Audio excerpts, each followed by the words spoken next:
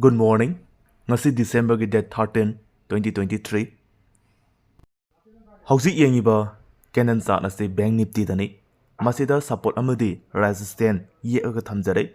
Karigumba mathakta kaage hai taragadi mathakta ye iba line ase thugairaga mathakomda kaagani haina ye aga thambani.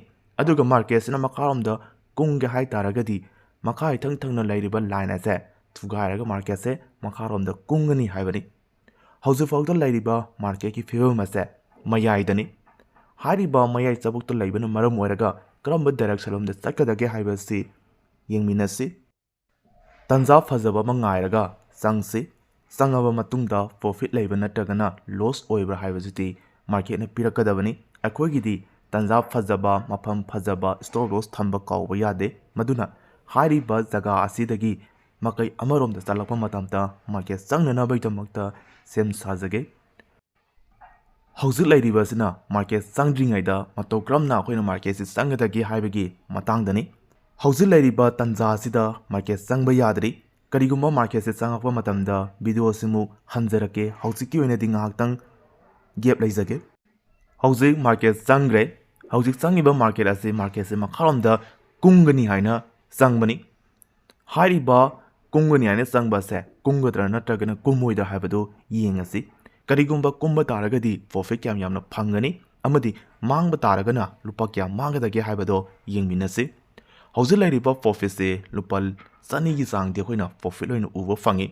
Hauzik sangiba se Bank Nifty dani wall load laiba matamda sangiba paisa se lupa lising aniga 70 ga 1.50 hariba paisa se thadaraga hauzik lairiba profit se khoina uba phangi. Hariba profit ase kyam yamna lauba ngangadage amadi mangba taragana lupa kya mangadage haibadu yengminasi. Hauzik se market se aigi side laibana maram oiraga asang boina uba phangi. Karigumba angangba oirak taragadi mangaga loisengadini. Karigumba mang taragana lupa kya mangba amadi tungba taragana lupa kya tungadage haibasiti market loisilakpa matamda sungsoi soidana khangba ngamgani. Hauzik changiba market se makharomda kungani haina changbani. Kumba ngambra natragana ngamdabra haibadudi yengkiba tabani. Aina lairibase lupa chamaga 50 ga 8 ta market se kungani haina laibani. Hauzik market da chongiba price na 173 172 swagi area da chongi adudi aigi side da lairi haibani. Target amtang thamjage 190 hariba sida yorokpa taragadi yonthokro haina set tawjarage. Karigumba 190 se yaugiba taragadi profit uba phangagani. Karigumba yaudaba taragana minus oina akoina uba phangadaini. Lupa 150 ga 8 leire aduga 190 da yonthokpa taragadi 190 minus 150 ga 8 hairiba ni se khaidoknaba matamda 30 ga 2 tai 32 into 15 oirakadini hairiba profit ase phangadaini. Karigumba mangba taragana lupa kya mangadage haibasiti yengminasi. Hauzik se aigi side da tapna lakpa hauri 180 ga 2 180 swagi area da songduna lairi. Karigumba 190 se yogiba taragadi aina thamiba target se hit tawgadini.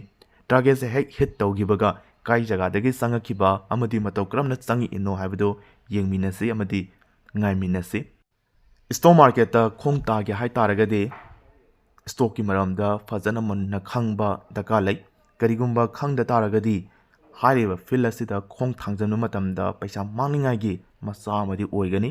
Stock khatagi wanate thabak khudimaktani aina tawgadiba thabak se mai pakke hai taragadi hiramaduda thijanba haijanba yabasing haijangadabani adugi matungda mai pakpa haido lakadaini.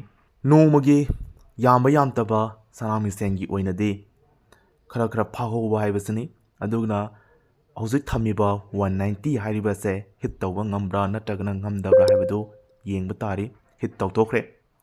Hauzik hit tawraba matungda lairiba profit se 470 ga 8.50 hariba paisa si laikre. Hauzik candle damu yengase ngasai hairi se mathakta kaiba taragadi market si kagani haibani aduga market si makharomda kaiba taragana market si makharomda kungani haibani.